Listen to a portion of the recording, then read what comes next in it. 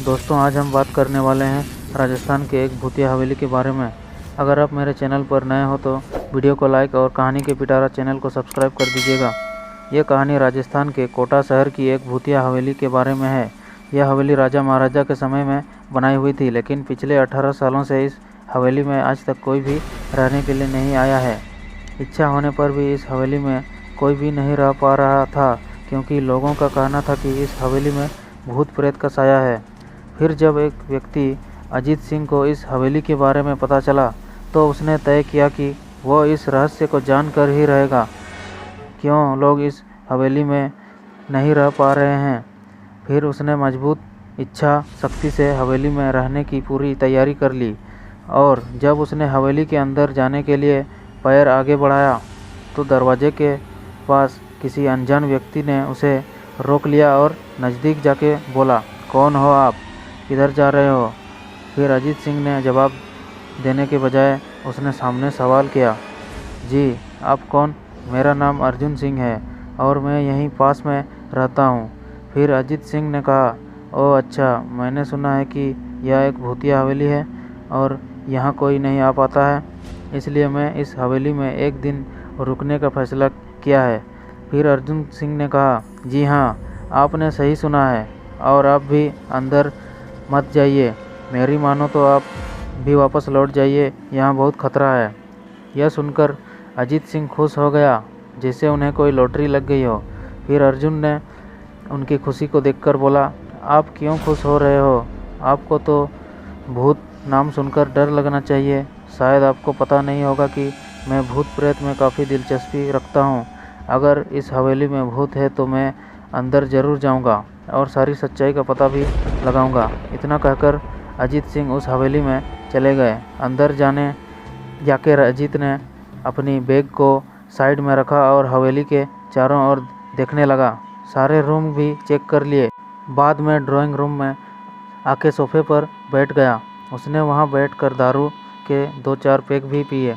तभी वहां अचानक उस रूम में लाइट का एक बल्ब चालू बंद होने लगी, लेकिन अजीत ने उस पर ध्यान नहीं दिया। थोड़ी देर बाद दूसरा बल्ब चालू बंद होने लगा। फिर तो हवेली के सारे लाइट चालू बंद होने लगी। यह सब देखकर अजीत अपनी जगह पर खड़ा हो गया और संपूर्ण सचेत हो गया। फिर अचानक उसके सामने एक छोटा टेबल हवा में उड़ने लगा। करीबन 6 फुट हवा में ऊपर जाके गोल गोल घूमने लगा और बाद में अजीत की ओर तेज़ी से आने लगा। अजीत ने तुरंत ही अपने जगह बदल ली और दूसरी ओर चला गया, और वो टेबल वहीं जाके गिरा जहां अजीत खड़ा था। अजीत कुछ समझ पाता उतने में सोफे की सीट उसकी ओर आने लगी। वो जल्द खड़ा हो गया और छलांग लगा के दूसरी ओर कूद गया, जिसके कारण सोफ़ा दीवार को टकराया और अजीत बच गया। फिर अचानक सब कुछ शांत हो गया। अजीत ने चारों ओर सतर्कता से देखा और बड़ी आवाज़ में बोला, तुम जो भी हो, सामने आकर के बात करो। फिर तभी वहीं एक बड़ी परछाई उसके सामने आई। फिर अजीत ने उस परछाई को देखकर बोला, कौन हो तुम और क्यों तुम मुझे मारना चाहते हो। फिर परछाई उससे कहती है, तुम्हारी भूल के कारण।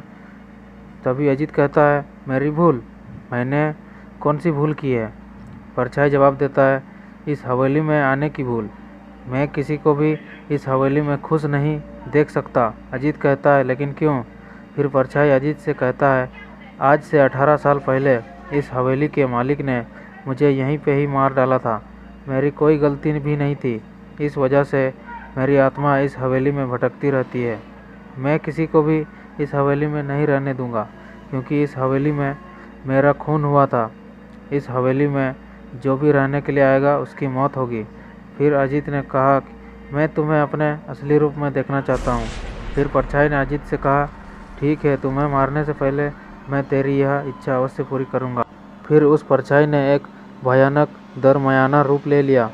उसका चेहरा इतना भयानक था कि अजीत भी एक क्षण के लिए डर गया था, लेकिन दूसरी क्षण में उसने अपने आप पर काबू पा लिया और बाद में उसने अपनी जेब में से सफ़ेद पाउडर निकाला और उस भूत के ऊपर फेंक दिया। भूत के ऊपर पाउडर पड़ते ही वो जलने लग गया और बड़ी बड़ी ज्वाला उठने लगी।